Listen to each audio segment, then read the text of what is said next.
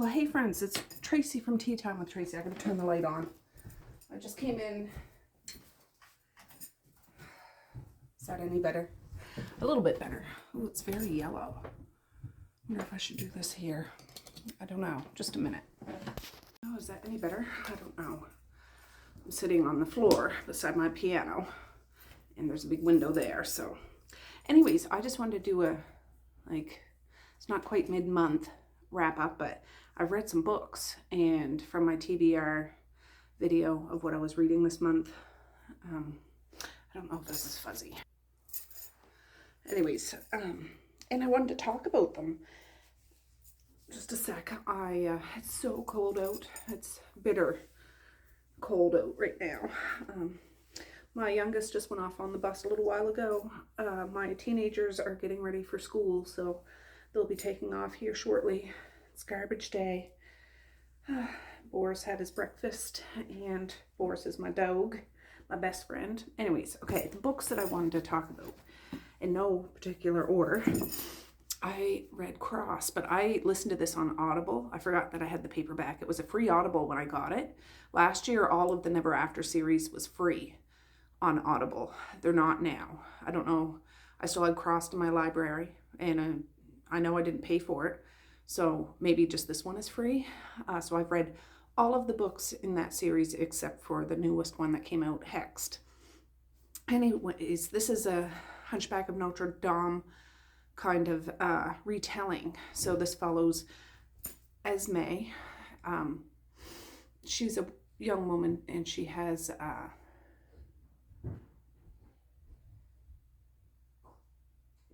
little brother who is nonverbal. No, he's not nonverbal. He has autism, but he's pretty high on the spectrum. Anyways, her and her brother were abandoned by her parents, or her mother specifically, when, a couple of years ago. So she has been trying to take care of her younger brother. And what she does, she's a stripper, an exotic dancer of sorts, and she goes under the name Esmeralda while she's dancing. While her mother was in her life, she kept hooking up with these shady men. Anyways, the last shady man that their mother hooked up with, he was kind of a bigger crime person in the city, and when she skipped town, Esme is the one that, has to cover her mom's debts. So she's struggling, living in a bad part of the city, and with her little brother. She does have one good friend, I forget what her name is, that works at a coffee shop or something like that. So it's just pretty much those three. It's her roommate too. So it's Esme, her brother, and her roommate all live in this, not so great apartment. And the bad guy in it is the crime person. The villain, who is the love interest sort of thing, he's actually a priest. Gosh, I can't think of what his name is, but he was hired by the bigger ups in the church to go to the city to try to straighten it out and stuff. And you get a lot of his internal dialogue. He says he has a monster in him, and he feels like he goes and cleanses the crime. So although he's a priest, he goes and kills people that he believes needs to be killed, that are demoness and whatnot.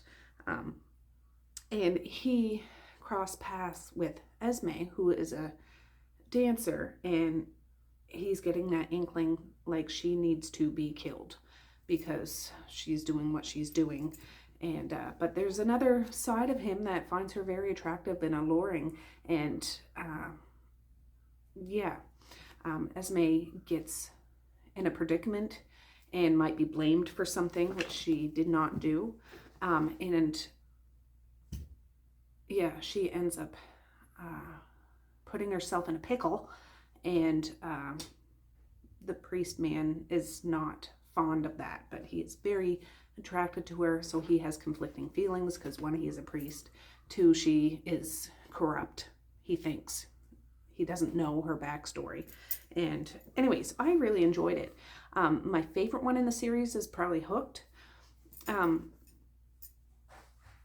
forget, but I did enjoy this. This was very good, and the Audible was very good. Audio people were very good. So anyways, I would recommend this series if you're into the villains getting the girl.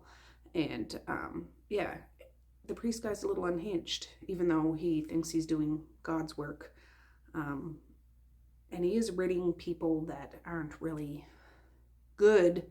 However, you know, it goes from there. So anyways, I enjoyed it. This one, 9 Minutes from the 9 Minutes trilogy. This is book 1. This surprised me. I don't generally like motorcycle romances. That's what this is. This follows a girl named Claire, dubbed Kit, and Grizz is the man. Are you coming out, Misha? Oh. Well, you must have a whole bunch up in your room. No. Oh, well, bring down your dirty clothes today. Anyways, this is Grizz. Here, this book starts off with him going into the execution chamber. He gets executed at the very beginning of this book, so it's not a spoiler, like the first couple of pages. And she is in the audience as an older person, but then it goes into the backstory. This young girl, she lives with her parents. Her parents are kind of, you know, don't really care about her, wishy-washy. They don't hate her, they just kind of ignore her. So she kind of takes care of herself. She's a really good student. She does the household money and everything. She's only 15 because she's had to take care of her parents, kind of thing. Anyways, one day she's at a convenience store and a motorcycle drives up, and it's a man, it's not a boy, and he's talking to her, and she's like a little hesitant because, you know, stranger danger. And at school, she's not really flirted with, or she's never had a boyfriend or anything like that. And she gets a little like, well, he seems nice, but she thinks it's a big deal. And a man's actually talking to her, not somebody from school. He offers her a ride home, and begrudgingly she goes because he's being all sweet and kind and stuff like that. Turns out he brings her back to this compound. It isn't Grizz that picks her up, it's somebody else in this motorcycle group, and he's delivering her as a present there. But it turns out this Grizz guy has been obsessed with her ever since she was little. So it's kind of inappropriate. It wasn't like he wanted to, you know, as a child. So there is some things, but he does not force her into anything, which I thought that's where it would go. So he keeps her in a nice, it's in a like their compound is an old motel they fixed up, and you know, it's nice, but it's secluded and stuff like that. Anyways, he puts her in a nice made up room and kind of takes care of her, lets her have a cat, and buys her some new things. But she is 15 years old and is scared, and she knows nobody's going to look for her because her parents really don't care. But she's worried about school because she was really trying hard in school because she wants to do things. Anyways, these two do get to know each other. Grizz, though, he is not a nice guy to other people. He is very nice to her, but not nice to other people. Like, you don't want to cross his path because he does torturous things to people. But I have to say the people he does torturous things to kind of deserve it. But it's just a story. You get to know some of the other people in the motorcycle group. There's one young lady, she was there when Kit, aka Claire, got there. Her name was Mo. She's kind of emo-ish, gothic. She had her tongue cut out.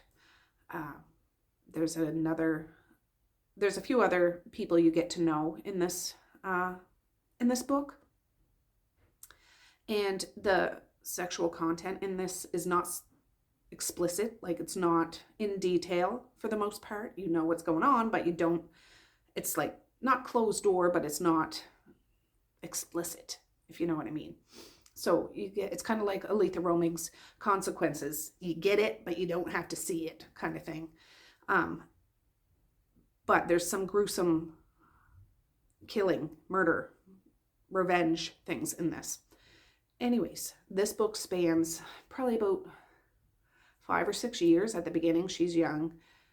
Later on, these two, develop some sort of something or other. Still not wonderful. But there's some loss in this book too. And you feel, even though these people aren't great, you feel like a loss. Even Grizz, like how he died at the beginning, after I got to know him throughout the rest of the book, he's killed already.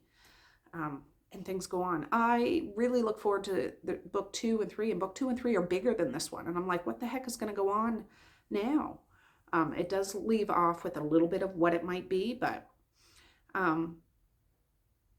yeah, it's not necessarily a happily ever after. It's kind of is, but kind of isn't. And it's better than I expected. Like, really, MC romances are not my thing, but I really enjoyed this one. And yeah, it was a pleasant surprise. All right. Another one I read is Raw. This is book 1 in whatever this duology is called. The second one's called, I can't think of what the second one's called. Anyways, this is a stalker romance.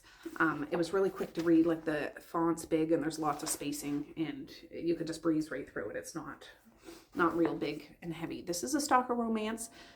This has the man in this, his name is Twitch. He is a big crime person. And the woman in here, her name is Lexi. She works as a waitress.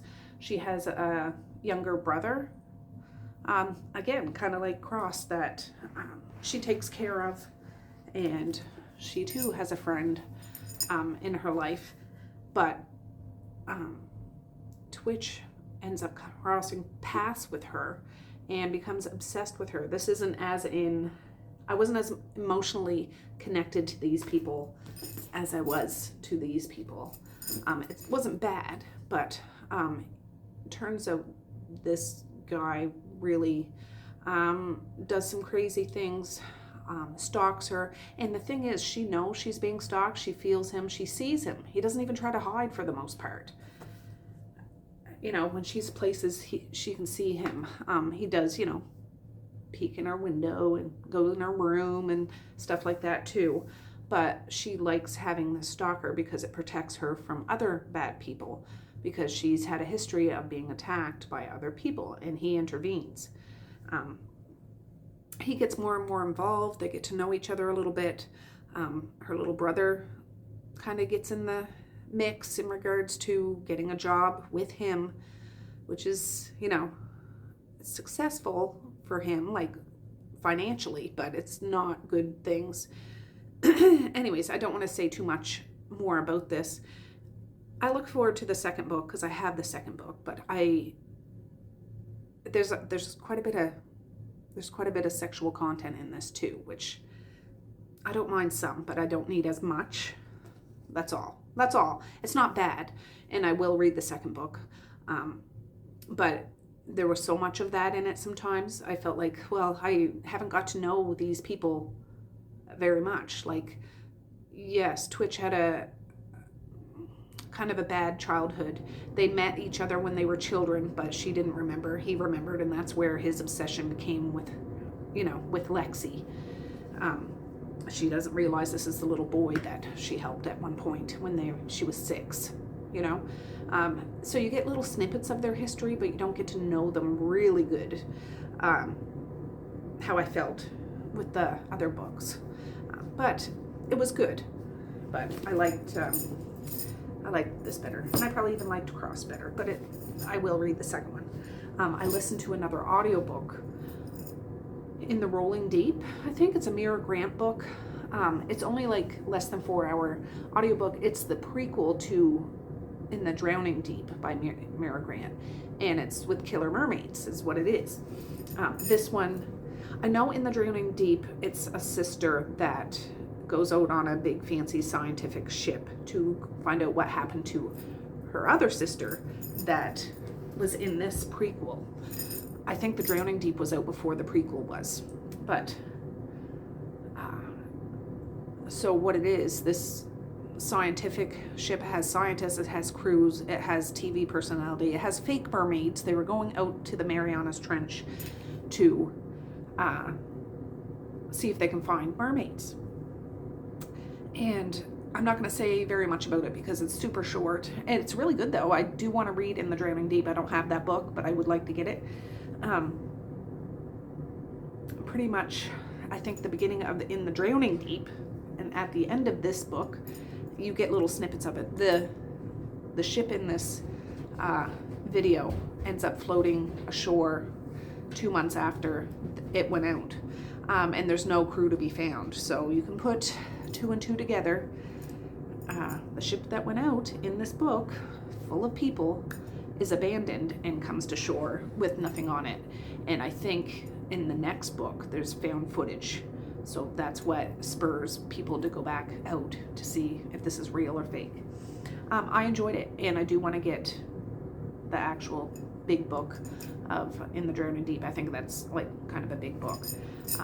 For such a short audiobook though, it really described the characters and you got to know a little bit of them, which surprised me because it's not very big.